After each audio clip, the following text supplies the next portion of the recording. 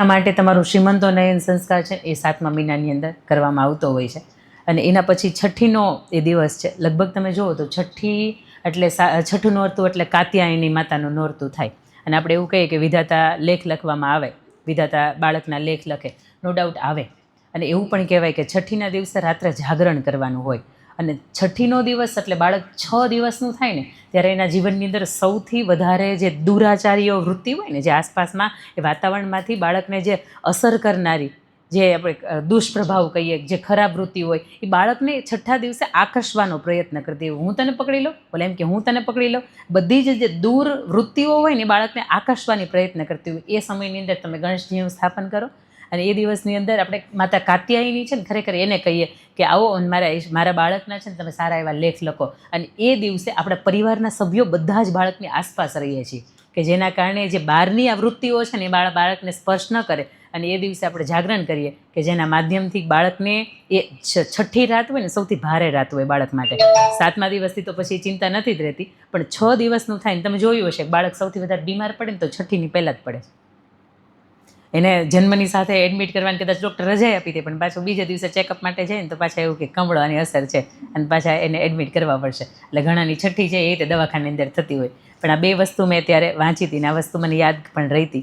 પણ એ સમયની અંદર એક ગર્ભાવસ્થાની અંદર હંમેશા બાળકોની સાથે જ્યારે હું સંવાદ કરતી હતી ને ત્યારે મેં એ જ કહ્યું હતું કે મને ખબર નથી તમે સ્વરૂપ કયું લઈને આવશો એમ, પણ હા એટલું ચોક્કસ છે કે ઈશ્વર તમને જે પણ સ્વરૂપમાં મોકલે ને તો એટલું કે જ્યારે ગર્ભાવસ્થાના અંત સુધીમાં, કારણ કે ટ્વિન હોય એટલે સૌથી વધારે રિસ્કી હોય, અને એ સમયની અંદર મારે મેડિકલમાં વધારે તમને ન રાખવા પડે ને, બસ આટલું તમે સ્વાસ્થ્ય લઈને આવજો. એ સમયગાળાની અંદર મારી પાસે 2 જ જોડી કપડાં હતા, કારણ કે કપડાં થવા જોઈએ ને. 101 કિલો વજન થયો તમારો, 70 કિલોની પ્રેગ્નન્સી અને 101 કિલો વજન, એટલે ટોટલ 31 કિલો વેઇટ ગેઇન થયો તમારો. આવા સમયગાળાની અંદર 2 જ કપડાં હતા, એક પિંક કલરના હતા અને એક બ્લુ કલરના હતા. એટલે પિંક કલરના પહેર્યું ત્યારે ગર્ભ સંવાદ જ્યારે હું કાચમાં ઊભા રહીને કરતી હોય ત્યારે મારા બાળકોને કહું આજે મમ્માએ પિંક કલરના કપડાં પહેર્યા છે, આજે આખો દિવસ આવી રીતે વીતો છે મારો, આખો દિવસ આવી. મારી એક સરસ મજાની એક જર્નીની ડાયરી પણ રહી છે કે એમાં કયો દિવસ મને શું વિચાર આવ્યો છે, તમારા માટે મેં શું લીધું છે, તમારી શું મેં વાતો કરી છે, આ બધી જ મેં વસ્તુ એની અંદર લખી છે. જ્યારે આજે પણ હું વાંચું તો મને એવું થાય કે નહીં, આ વસ્તુ હું જે ત્યારે અનુભવી હતી ને આજે રિયલની અંદર પણ એ વસ્તુ મને ફીલ થાય છે.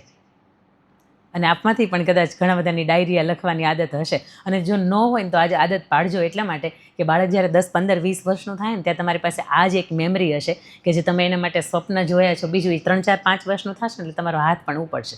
જેના માટે અત્યારે તમે હવન કરો છો, જેના માટે અત્યારે તમે પ્રાર્થના કરો છો, જેને આવવાની તમે રાહ જોઈ રહ્યા છો, જેની હું વાત કરું તો તમારા આંખમાં કદાચ આંસુય પડી જાય, આ એ જ બાળક છે કે જે 3, 4, 5 વર્ષનું થાય ને એટલે થોડીક આપણી એની સાથેનું કનેક્શન છે ને થોડુંક વિખાઈ જાય. અત્યારે જે છે ને તમારું બહુ એકદમ સ્ટ્રોંગ કનેક્શન છે, હજી થોડુંક સ્ટ્રોંગ થશે. 9મો આવશે ને ત્યાં સુધીમાં તો એકદમ પરફેક્ટ ને એકદમ સ્ટ્રોંગ થશે, અને પછી ધીરે કરતું એ કનેક્શન ઘટતું જશે. ને બાળક 5 વર્ષનું થાય એટલે લગભગ એની જાતે પોતાનું કામ કરતું થઈ જાય. પણ આ સમયગાળાની અંદર જ્યારે તમને એમ થાય કે આજ મેં મારા બાળકને મારવી પડી, તો એક વખત તમારી આ બુક છે ને એ તમને અંદરથી સેલ્ફ મોટિવેશન આપશે કે નહીં, આ બાળકને લાવવા માટે તે કેટલા બધા પ્રયત્ન કર્યા છે.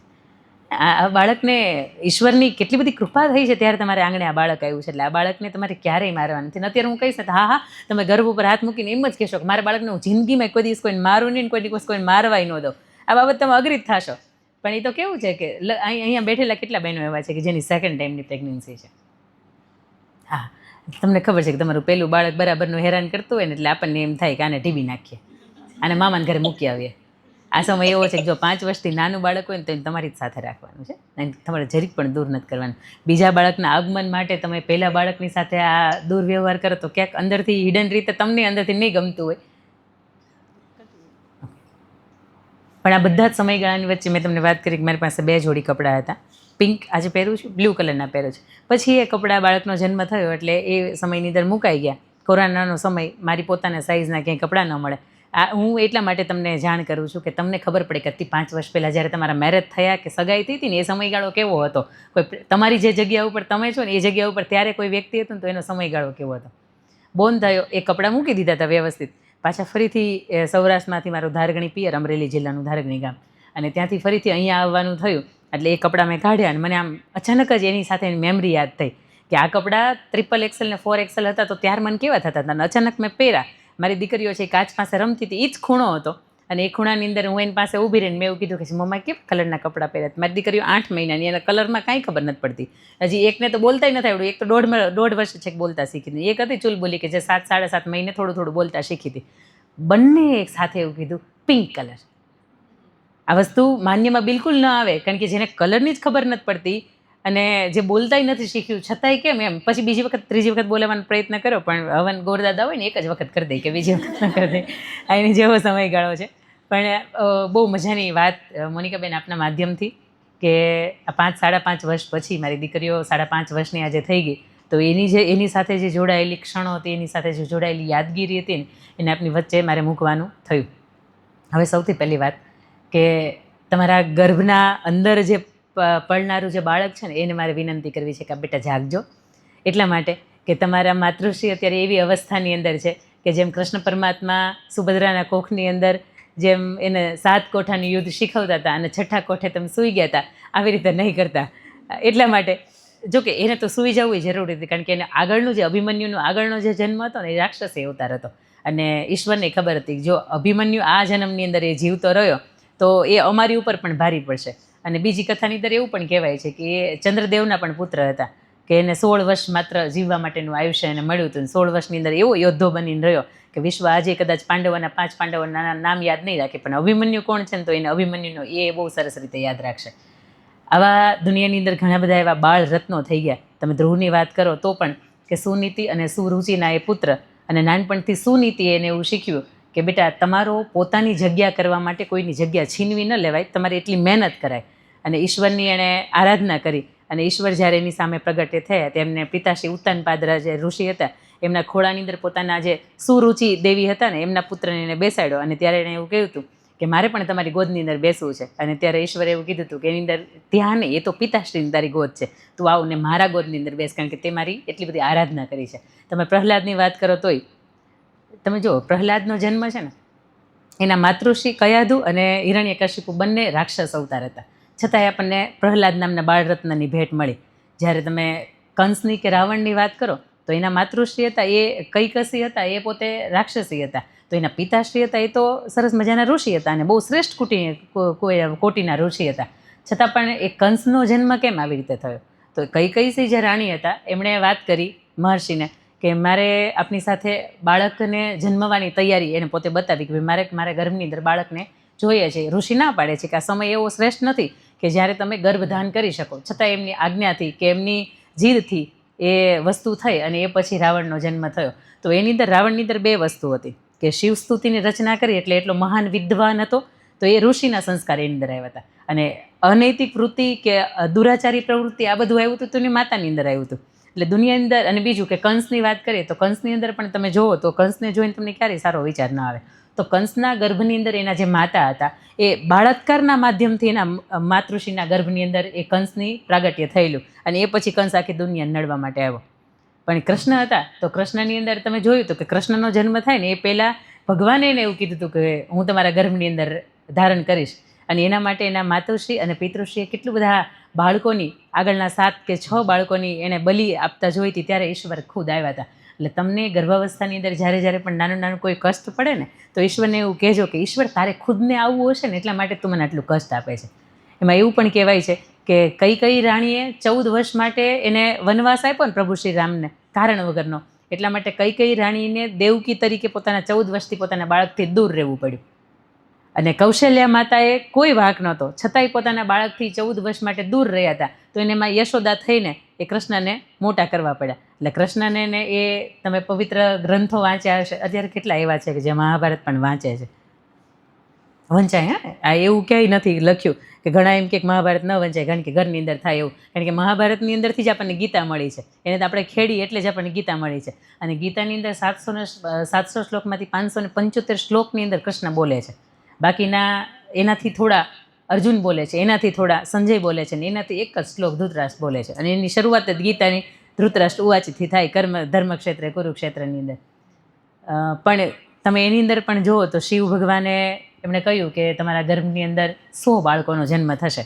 એટલા માટે કે હસ્તિનાપુર હતી એક એવી રાજધાની હતી કે એને કોઈ એવો વ્યક્તિ નહોતો મળ્યો શાસક ભીષ્મએ તો પ્રતિજ્ઞા લીધી કે ભાઈ હું ક્યારેય બેસીશ નહીં અને આખી જિંદગી હું બ્રહ્મચર્યનું પાલન કરી. ભીષ્મની અંદર અદ્ભુત તાકાત હતી. ભીષ્મના સંતાનો થયા હોત તો એ હસ્તિનાપુરને એક બહુ વિશેષ લેવલ ઉપર લઈ જાત, પણ ભીષ્મની પ્રતિજ્ઞા હતી કે પોતે ક્યારેય ગાદી ઉપર નહીં બેસાય, એટલા માટે એણે ધૃતરાષ્ટ્રને 100 પુત્રો આવશે આવી રીતે થઈ. પણ આની પાછળનું પ્રયોજન કોનું હતું? તો કે મામા શકુનીનું હતું. 100 પુત્રનો જન્મ થયો. એના જે વ્યાસમુનિ હતા એમના ગર્ભની અંદર બાંધ્યા અને 100 ગર્ભની અંદર રાખ્યા. અને એમાં જ્યારે ધૃતરાષ્ટ્રનો જન્મ થવાનો હતો, એના સૌથી મોટા દુર્યોધન એમનો જ્યારે જન્મ થવાનો હતો ત્યારે કહ્યું હતું કે આ હસ્તિનાપુરને અત્યારે ગ્રહ, રાશિ, નક્ષત્ર કશું જ મેચ નથી થતું, અને આ સમયગાળાની અંદર જો આ બાળકનો જન્મ થયો ને તો આવનારા સમયની અંદર હસ્તિનાપુરને વિનાશ થઈ શકે, આ એ તરફ થઈ. પણ છતાંય પુત્ર આવતો હોય તો કોને ન ગમે. અને ત્યારે ધૃતરાષ્ટ્રે એવું કીધું, ગમે એ થાય પણ મારા બાળકને અત્યારે તમે જન્મ કરાવો, તમે એના માટે પીડા ભોગવવી પડતી હશે, તમે ભોગવી લેશો. આ વેદની વાત થઈ અત્યાર સુધીમાં. જેટલા પણ મહાન બાળકો કે મહાન ચરિત્રો તમને મેં મળ્યા છે, આ એની વાત થઈ. હવેની મારે તમને વાત કરવી છે ને એ મૂળ તમને સંસ્કૃતિની સાથેની એથી લઈને ઝેડ સુધી મારે તમને લઈ જવા છે. આવી ABCD હું નથી માનતી કે આપણે ક્યાંય સાંભળી હશે, કારણ કે ABCDનું સર્જન મેં કર્યું છે, એની માતા હું છું. ક્યાંક વાંચેલા પ્રસંગ છે, ક્યાંક સાંભળેલા પ્રસંગ છે, ક્યાંક પોતાની સગી આંખથી જોયેલા પ્રસંગો છે. અને આ 22 થી 24 સત્ય વાર્તાઓ એવી છે કે મને સમયમાં હવે નહીં બાંધતા. એટલા માટે કે આ જે ઓડિયન્સ તમે મને આપ્યું છે ને એ મારા માટે સૌભાગ્યની વાત છે કે આવું ઓડિયન્સ મને મળ્યું છે. કારણ કે બધા સરખા અહીંયા તમે જોયું, નાના હોય, મોટા હોય, બાળકો હોય, કોઈને મજા ન આવે એવા હોય, કોઈને મજા આવે એવા હોય, કોઈક વાટ જોતા હોય એવા હોય, પણ અહીંયા મારે માટે બધા સરખા છે. મને જ્યારે મોનિકાબેન વાત કરી તમે આટલી એવી સંખ્યાની અંદર કરશો ત્યારે મને એમ થતું હતું કે એ મારા માટે ઉપકાર કરે છે કે હું એના માટે ઉપકાર કરું છું એમ. પણ સૌથી પહેલાં એક ખૂબ સુંદર મજાના તમે શિવાજીનું હાલેડું તમને બાળકો માટે ક્યાંક ને ક્યાંક આપણે સાંભળ્યું હશે અથવા તો એના હજી સંભળાવતા હશો. મારો એવો નિયમ હતો કે એમાં 5મી કડી આવે ને એટલે હું ખુદ એ સૂઈ જાઉં, મારી સાથે મેં બાળકો હતા ને એ સૂઈ જાય. 5મી કડી માંડ આવતી હતી. આ એટલું બધું એની સાથે આત્મહત્યા થયું હતું. પણ બહુ નાની હતી ને ત્યારથી મને એવું થતું હતું કે શિવાજીની સાથે મને આટલું બધું જોડાણ કેમ છે. શિવાજીની કોઈ પણ વાત સાંભળું તો મને અંદરથી કેમ મજા આવી જાય. પણ વર્ષો પછી મેં જ્યારે એની તારીખ જોઈને જન્મની ત્યારે મને સમજાયું કે એની 19 ફેબ્રુઆરીનો એનો જન્મ છે, 1630નો એ સમય. પણ મારી પોતાની જન્મ તારીખ છે ને એ 19 ફેબ્રુઆરી છે અને રાત્રે 9:30 વાગે એમનો જન્મ છે. મારા મમ્મીના ગર્ભમાંથી મારે બહાર નીકળવાનો સમય હતો ને એ 9:30 વાગ્યાનો છે. એટલે આ ક્યાંક એમની સાથેનું આટલું કનેક્શન હશે જેના કારણે મને શિવાજીની વાત સાંભળવી સૌથી વધારે ગમે. પણ અત્યારે શિવાજીના માતા એટલે જીજાબાઈ.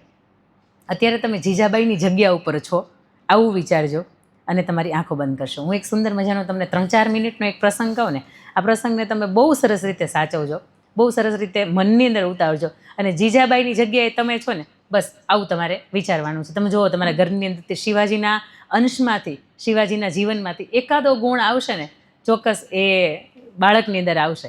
ફરીથી આ દિવ્ય શિશુને મારી વિનંતી છે કે જીજાબાઈની હું વાત કરી રહી છું અને આ દેશને, મરાઠા સામ્રાજ્યને જેને સ્થાપના કરી અને હિન્દુ સ્વરાજની જેણે સ્થાપના કરી, આવા એક ધુરંધર વ્યક્તિત્વ, આવા એક આદર્શક અને પારદર્શી વ્યક્તિત્વની વાત આપની વચ્ચે મૂકવા જઈ રહી છું. આપ હૃદયના ભાવથી સાંભળજો, ખુલ્લા કાનથી સાંભળજો, હૃદયને, મનને, મસ્તિષ્કને ખુલ્લું રાખજો. અને આપ સૌને વિનંતી છે આપ આપના ગર્ભ ઉપર એક હાથ રાખશો કે જેના કારણે આપનું બાળક આપની સાથે જોડાયેલું, અને જો પ્રતિક્રિયા આપે ને તો મને કહેજો. મને અંદરથી સમજાય કે મારી ભાષા એને મીઠી લાગે છે કે નહીં એમ. આપ વ્યવસ્થિત ગોઠવાઈ ગયા? એક સુંદર મજાની આંખો બંધ કરીને હવે મારી દરેક વાત ઉપર ધ્યાન રાખજો. આ 3 મિનિટની આ વાર્તા છે. આ વાર્તાની અંદર આ સત્ય પ્રસંગ છે. એની અંદર તમે ખુદ જીજાબાઈ છો. હવે જીજાબાઈના ગેટઅપની અંદર આવી જાઓ. તમે ભૂલી જાઓ કે તમે ક્યાં બેઠા છો, તમને કોણ સંભળાવે છે.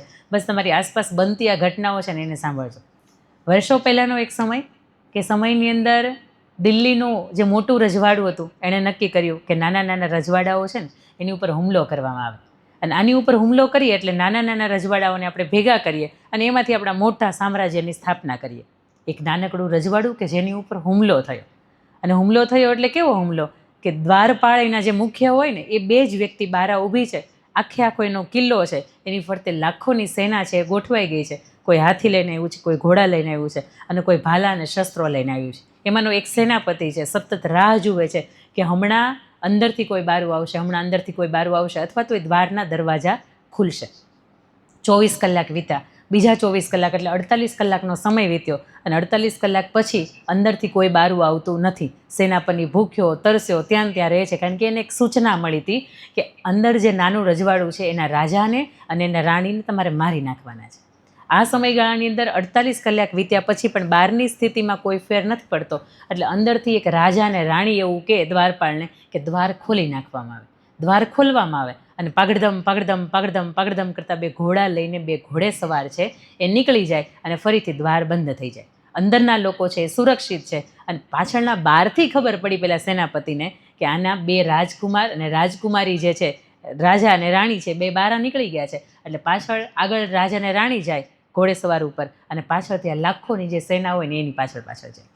રસ્તામાં એવું બને છે કે જ્યારે કટોકટીનો સમય આવે ને ત્યારે બધી રીતનો કટોકટીનો આવે. આગળથી આ 2 ઘોડેના અસવારો જાય છે, એમાં એક રાજા છે ને એક રાણી છે અને આગળથી એક સાંકડું એક નાળા જેવું આવે કે જેની અંદર સામેથી કાંટા ભરેલું એક ગાડું આવતું હોય અને કાંટા ભરેલું ગાડું આવતું હોય એટલે પાછળથી જે રાજા હોય ને એવું કે આપણે એવું કરીએ કે રોકાઈ જઈએ, પાછળથી જે લાખોની સેના આવે છે એમાંથી 2-4ને કોકને મારી નાખશું અને કાં તો આપણે અહીંયા મરી જશું. અને પાછળનું એમાંનું સ્ત્રી પાત્ર છે ને એવું કહે છે કે મારી નાખવાના, મરી જવાના અને આ ગાડાને ઠેકાવી દેવાના કે અહીંથી નીકળી જવાના, ભાગી જવાના અમુક સમય હોય. અને અત્યારનો સમય એવો બિલકુલ નથી કે તમારે અહીંયા મરી જવાય કે કોકને મારી નાખાય. તમે મને પરવાનગી આપો ને તો આ કાંટા ભરેલું જે 15-17 ફૂટની લંબાઈ ધરાવતું આ ગાડું છે ને એને હું ઠેકાડી દઉં. શાહજી છે એ પરવાનગી આપે છે કે જાઓ રાણી આપ ઠેકાડી દો. અને ત્યારે માતા દેશની આર્ય નારી માતા જીજાબાઈ છે એ ઘોડાને એક થપાટ મારે છે અને પોતાનું આખું જે ગાડું કાંટા ભરેલું છે એનો ઘોડો લઈને પોતે સામેની બાજુ ઠેકાડી દે છે. ફરીથી આગળ જાય, શાહજી છે એની પાછળ જાય અને થોડોક એવો રસ્તો હજી તો આગળ કાપે એવા સમયગાળાની અંદર માતા જીજાબાઈ છે એ શાહજીને એવું કે તમને માતાજીના સોગંદ, પાછળથી લાખોની જે સેના છે એ હાલી આવે છે, જો તમે હું 2 સાથે હશું તો 2માંથી 1 અથવા તો 2 મરી જશું એ નક્કી છે, કારણ કે એ લાખો છે ને આપણે 2 જ છીએ, આપણી સાથે બીજું કોઈ નથી.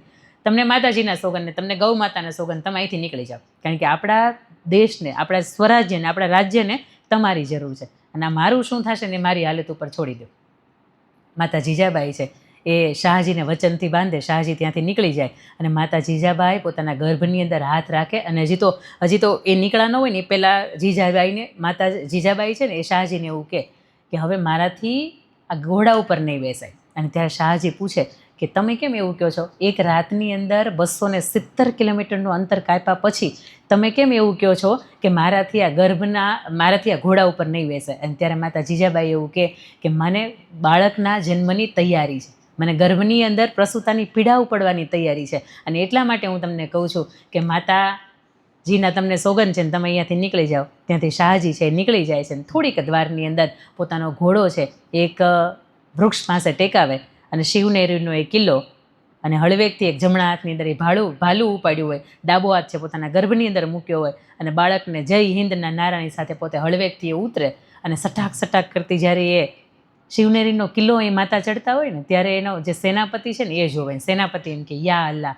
હું આ શું જોઈ રહી છું? હિન્દુસ્તાનની નારીની આ તાકાત કે જે એક રાતની અંદર 270 કિલોમીટરનું અંતર કાપી શકે, કે જેને બાળકના જન્મવાની તૈયારી હોય અને છતાંય આ સ્ત્રી મોતના મુખેથી સામે આવી અને કોઈની જાતની બીક નથી. એના બધા જે સેનાપતિઓની સાથેના જેના વ્યક્તિઓ આવ્યા હોય, એના જે સૈનિકો આવ્યા હોય એમને કે આ સ્ત્રીને આગળ જવાની જગ્યા કરી આપો, કારણ કે આ સ્ત્રી જો થોડાક પણ પરેશાન થશે ને તો ઈશ્વર આપણને, આપણો અલ્લાહ છે ને એ માફ નહીં કરે. અને થોડાકથી પછી જગ્યા કરી આપવામાં આવે છે. સ્ત્રી સટાક કરતી પોતાના પગથિયા એ ઉપર ચડે છે. 3 ઘુમ્મટ અને 16 સ્તંભનું એ શિવ મંદિર કે જેની અંદર એ પ્રવેશે અને નીચેથી સેનાપતિ બોલે, બેન તારે 1 નહીં 100 સુયાણીની જરૂર હોય ને તો મને કહે, હું તને 100 સુયાણી લાવી દઉં. પણ આ સમયગાળાની અંદર જો તને કાંઈ થઈ જશે ને તો મારો ઈશ્વર કે મારો અલ્લાહ છે ને એ મને માફ નહીં કરી શકે. અને ત્યારે એ ઉપરથી એ સ્ત્રી ગર્ભની અંદર માત્ર જૂજ સેકન્ડ બાકી હોય છતાં એ સ્ત્રી મોતની પરવા કર્યા વિના, કોઈનાથી ડર્યા વિના એ એવું કહે છે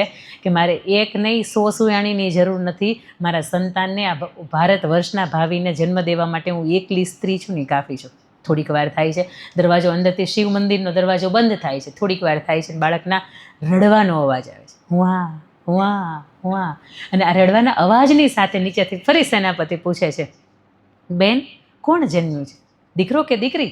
જેની માં આટલી બધી તાકાત હોય, એના ચહેરા, એના બાળકનો મારે એક વખત ચહેરો જોવો છે, એનું બાળક કેટલું તેજસ્વી હશે. અને ત્યારે ઉપરથી લોહીથી લથપથથી સ્ત્રી એવું કહે છે કે તારો કાળ તારો બાપ શિવો જન્મ્યો છે, અને જેથી 18 વર્ષ પછી તારા છાતીની અંદર એ ખંજર ભોંકાવે ને તે દિવસે તારાથી એનું મોઢું જોવાય, બાકી ત્યાં સુધી તારું એનું મોઢું ન જોવાય. અને બાળકને જન્મ આપીને જૂજ સેકન્ડની અંદર એ માતા હાલેડા ગાઈને એને સંભળાવતી હોય, અને રાષ્ટ્રીય કવિ ઝવેરચંદ મેઘાણી એવું લખે કે આભમાં ઉગેલ ચાંદલો ને માતા જીજાબાઈને આવ્યા બાળ, બાલુડાને માતા હિચોળે ધણનને ડુંગરા બોલે. આ ડુંગરા બોલતા નહોતા, પણ એ માતાની અદ્ભુત તાકાત હતી. માતા મોતના મુખમાંથી લડીને આવી હતી. માતા એક જ વિચાર્યું હતું કે દુનિયાનું જે થવું હોય એ થાય, પણ મારા બાળકને જન્મ આપવો અને મારા બાળકને ઈશ્વરના સાનિધ્યમાં જઈને એને સુરક્ષિત રાખવાની પહેલી જવાબદારી મારી છે. આ સમયગાળો એવો છે કે આપને દુનિયાની પીડા થશે, દુનિયાના લોકોની પીડા થશે, દુનિયા તમારી સાથે દુર્વ્યવહાર કરશે તો તમને પીડા થશે, પણ માતા જીજાબાઈ જો આ પીડાને પોતાના હૃદયની અંદર ધરબી હોત ને તો આપણને આ ભારત વર્ષને શિવો ન મળ્યો હોત. અને શિવો મળી શક્યો એનું કારણ કે એકમાત્ર જીજાબાઈ હતા. કદાચ શાહજીએ એટલું એની અંદર યોગદાન નહોતું આપ્યું જેટલું માતા જીજાબાઈ એના જીવનની અંદર યોગદાન આપ્યું. અને ત્યારે એને એવું કીધું હતું, તારે જમવું હોય તો જમી લેજે, તારે દૂધ પીવું હોય તો પી લેજે, તારે ખાવું હોય તો ખાઈ લેજે. એક સમય એવો આવશે બેટા કે ત્યારે હિન્દુ સ્વરાજની સ્થાપના માટે, તારા આસપાસના લોકોના રક્ષણ માટે કદાચ તારે જીવ પણ હોમવો પડે ને તો તું હોમી દેજે. આ ઈ માતા હતી કે જેના કારણે આપણને શિવાજી મળ્યા. હવે આપણી આંખો હળવેથી ખોલે. ભૂલાઈ ગયું ને ક્યાં બેઠા છો? કારણ કે તમારા ચહેરા મને એવું કહેતા હતા કે તમે ભૂલી ગયા તો ક્યાં બેઠા છો. આપણે આજ સુધીમાં શિવાજીનું હાલેડું ખૂબ સરસ રીતે સાંભળ્યું છે, આપણા બાળકો માટે આપણે સંભળાવ્યું છે, પણ એની પાછળની જીજાબાઈની મહેનત હતી ને આવી મહેનત હતી કે એને દુનિયા તો આખી મારી નાખવા માટે બેઠી હતી. તમને મારી આસપાસ અત્યારે કોઈ એવું વ્યક્તિત્વ નથી. આપણે થોડાક લપસી ગયા હોય ને તો આપણને 5 જણા પકડવાવાળા છે. આવા સમયગાળાની અંદર પણ આપણે ક્યાંક નેગેટિવિટી છે મનની અંદર હાવી થવા દઈએ છે. જે માણસો આસપાસની અંદર લાખોની સેના એક જ કામ એનું, મારે મારી નાખો, આને કાપી નાખો. ગર્ભની અંદર બાળક હોય, બાળકને જન્મવાની તૈયારી હોય, એક તો એ પીડા એટલી હોય, 270 હાડકા ભાંગી નાખો એક સાથે જે પીડા થાય, આટલી બધી પીડા હોય. હવે તો સીઝર આવ્યા એટલે એ ચિંતા નથી ગઈ. ડૉક્ટરને અગાઉથી કમિટમેન્ટ કરી નાખ્યું, બહાર જે કે એ પણ તમે એને એમ કહેજો કે સીઝર જ આવવાનું છે એમ. એ તો પહેલાં જેવું છે કે સીઝરની અંદર તમે બાળકને જન્મ આપો અને તમે પીડા સહન કરીને પછી બાળકને જન્મ આપો ને તો બાળકની યારે તમારી જે આત્મીયતાની જે લાગણી હોય ને એ લાગણીની અંદર 100% ફેર પડે. કારણ કે જ્યારે તમને હેરાન કરે ત્યારે તમને એમ થાય તું શું હેરાન કરે છે, તું આવ્યો હતો કે તું આવી હતી ત્યારે તો હું અઢળક હેરાન થઈ હતી, એની સામે અત્યારે તું મને કાંઈ હેરાન નથી કરતો. પણ આ હવે ઈશ્વરને કે મેડિકલની જે પણ ભાષા છે એ પ્રમાણે બાળકનું અવતરણ થાય.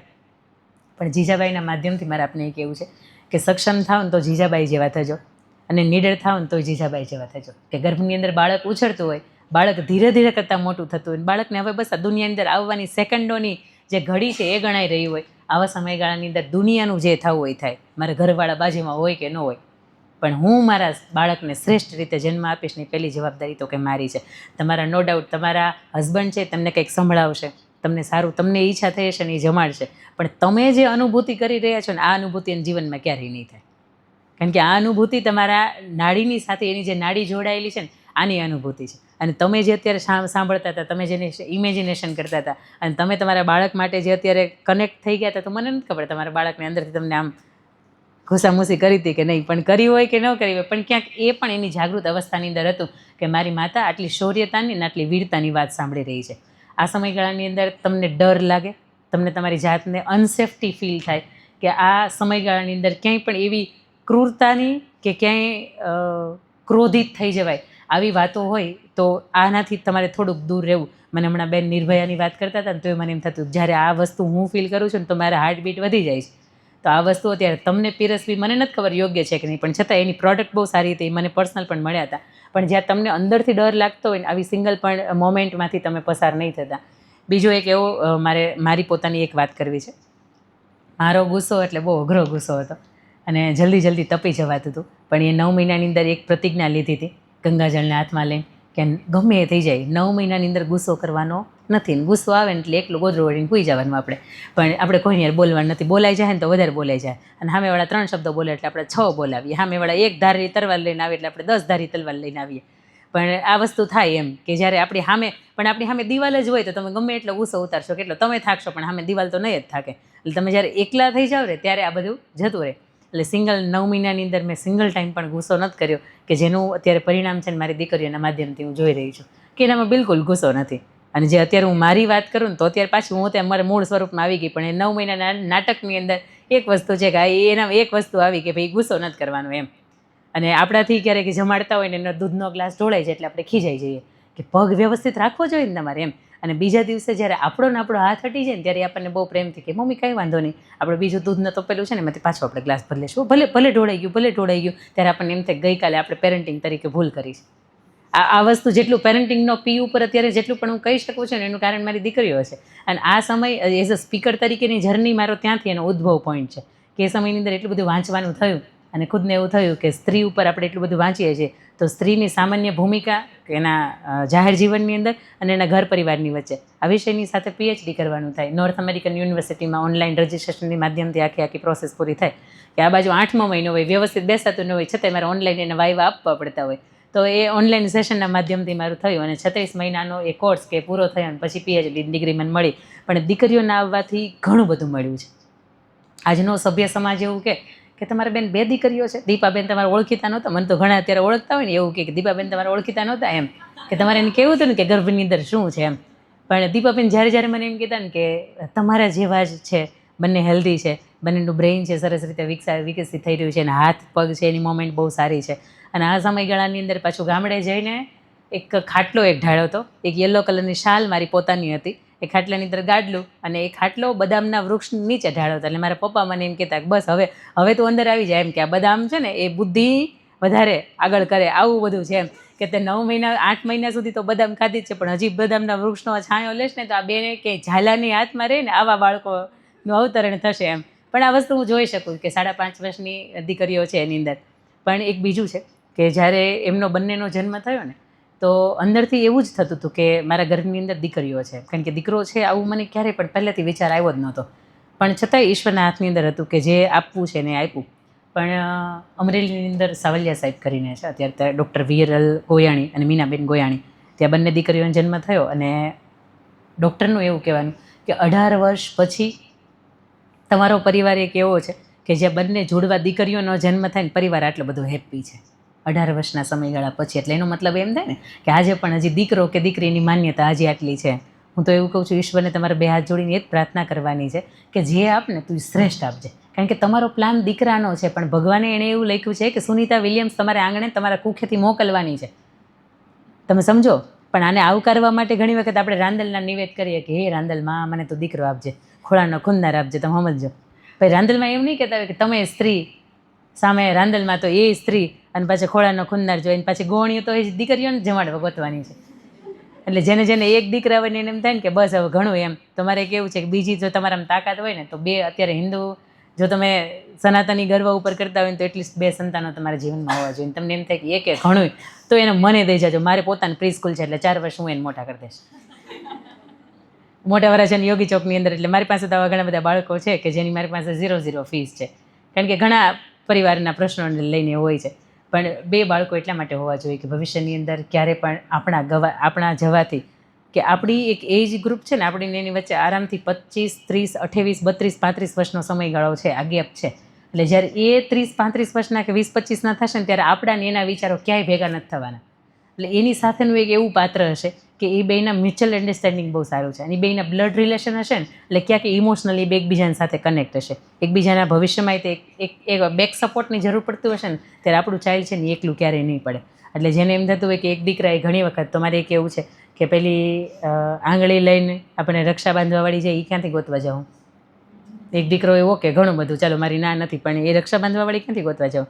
પણ પછી પોલી તમે હું રમ્યા છીએ ને પોષી પૂનમડી આકાશે રાંધ્યા ભાઈની બેન રમે કે જમે, આ પછી બેન ક્યાંથી ગોતવા જાઓ. એ રોટલીની અંદર કાણું પાડીને એ ચંદ્રને એની ભાઈને જોવાવાળી આ બેન પછી ક્યાંથી ગોતવા જશો. અને એનાથી વિશેષ થોડાક આપણે આગળ જઈએ તો જ્યારે જવતલ હોમાતા હોય એ બેન હોય ને એ જેના જવતલ હોમાતા હોય તો અત્યારે બેન તરીકે એની બીજી બેન હોય ને તો એ આવે. પણ એક ભાઈ જ્યારે કોઈ પણના લગ્નની અંદર જાય ને ત્યારે એને એમ થતું હોય કે મારી સગી બેનના જવતલ ક્યારે હોમો. એના જ્યારે હાથના પંજા લઈને હું મારા ઘરને આંગણે મારી ઘરની દિવાલની અંદર એના પંજા હું ક્યારે સાચવી રાખું. અને હજી થોડાક એનાથી આગળ જઈએ તો એ 30, 35, 30 વર્ષના 25, 28, 30 વર્ષના થાય તો એ એટલી મોટી આપણે જે નોટ કરી હોય એ નોટને વટાવવા ક્યાં જાઓ. એના માટે તે દીકરીના અસ્તિત્વને તમારે આજે નહીં તો કાલે સ્વીકારવું પડે. અને આ વાત હું નથી કહેતી, આ વાત ભગવાન નારદજી છે ને એ વિષ્ણુ ભગવાનને પૂછે છે કે દીકરીનો જન્મ ક્યારે થાય. અને ત્યારે ભગવાન વિષ્ણુ છે ને એ નારદજીને વાત કરે છે, શ્રી કૃષ્ણના બહેન સુભદ્રાનો જન્મ થયો ને, આ જન્મને જોયા પછી નારદજી પૂછે છે વિષ્ણુજીને કે દીકરીનો ઘરે જન્મ ક્યારે થાય? તમને એમ થાય કે મારે તો 2 છે એટલે ઠીક હવે બોલું છું, પણ નહીં, આ વસ્તુ હું પહેલેથી બિલીવ કરું છું કે ઘરને આંગણે દીકરીનો જન્મ ક્યારે થાય. ને ત્યારે ભગવાન વિષ્ણુજી એવું કહે છે કે કોઈ પણ આખાય જિંદગી તમારી પૂરી થાય ને તો એની અંદર સતત તમે 3 વર્ષ ભગવાનની સેવા કરો, કે એને ઉઠાડવાના, એને જમાડવાના, એને સુવડાવવાના, એને બપોરનો ભોજન ધરાવવાનો, એને બપોર પછી ભગવાનને ફરવા લઈ જવાના, ફરી તે સાંજે ભોગ ધરાવીને સુવડાવવાના. આ 3 વર્ષ સુધી સતત એની સેવા કરવાની. હરિવંશ પુરાણની અંદર આ વાત લખી છે. 3 વર્ષ તમે સેવા કરો પછી 111 જેટલા તમારા વૃક્ષો વાવવાના, એની સંભાળ રાખવાની, આખી જિંદગી એને સુકાવા નહીં દેવાના. 11,000 જેટલા તમારે બ્રાહ્મણોને એકસાથે ભોજન કરાવવાનું, 1,111 જેટલા તમારે યજ્ઞો કરવાના, 1,00,000 જેટલી ગાયનું તમારે દાન દેવાનું, અને મા આદ્યશક્તિની ઈશ્વરના કૃપા થાય, તમારા ઈષ્ટદેવની કૃપા થાય તો આ બધું જ ભેગું થયા પછી તમારા ઘરે એક દીકરીનો જન્મ થાય. એટલે ગર્ભની અંદર મને નથી ખબર અત્યારે તો શું ઉછરી રહ્યું છે, એ ઈશ્વરની વિધાતાની હાથ છે. પણ જે તમે સેકન્ડ ટાઈમની પ્રેગ્નન્સી છે, જો એને ઘરે એક દીકરીનો જન્મ થયો હોય ને, અથવા તો બીજી દીકરી આવવાની ઈશ્વરે તમારા માટે લખી હોય ને, તો એટલું સમજી રાખજો કે ઈશ્વરના ચોપડાની અંદર આપણે કેટલા ભાગ્યશાળી છીએ.